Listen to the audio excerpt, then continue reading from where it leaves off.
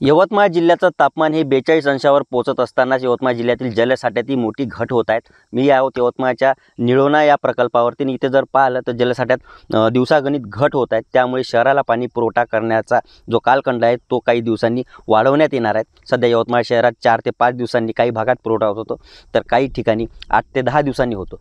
आता हा दिवसेंदिवस पाणी घट होत असल्यामुळे हा कालखंडही वाढवण्यात येणार आहे। सोबतच यवतमाळ जिल्ह्यामध्ये असलेल्या पूस, अर्णावती आणि बेंबळा असे 3 मोठे प्रकल्प आहे। याचा साठा जो आहे तो 30% आला आहे। तर जिल्ह्यामध्ये 7 मध्यम प्रकल्प आहेत, त्याचा जलसाठा हा 39% आला आहे। तर जिल्ह्यामधील 65 लघु प्रकल्प आहेत, त्यांचा साठा हा 31% आलेला आहे। एकंदरीत या सर्व लघु, मध्यम आणि मोठे प्रकल्पाचा जो जलसाठा आहे हा केवळ 31% आला आहे। मे महिन्याला सुरुवात झालेली आहे आणि त्यामुळे आता या यवतमाळ जिल्ह्यावरती पाणी कपाताचं संकट ओढवण्याची शक्यता निर्माण झाली आहे। त्या दृष्टिकोनातून जिल्हा प्रशासनाने पाण्याचे नियोजनही करण्यात आलेले आहे। संपूर्ण संदर्भाने नुकतीच जिल्हा प्रशासनाच्या वतीने पाणी टंचाईची आढावा बैठकसुद्धा झाली आहे आणि त्यामुळे आता कुठेतरी वाढत्या उन्हामुळे नागरिकांना येत्या मे महिन्याच्या पंधरवड्यात पाणी टंचाईला सामना करावी लागण्याची चिन्हे दिसून येत आहेत।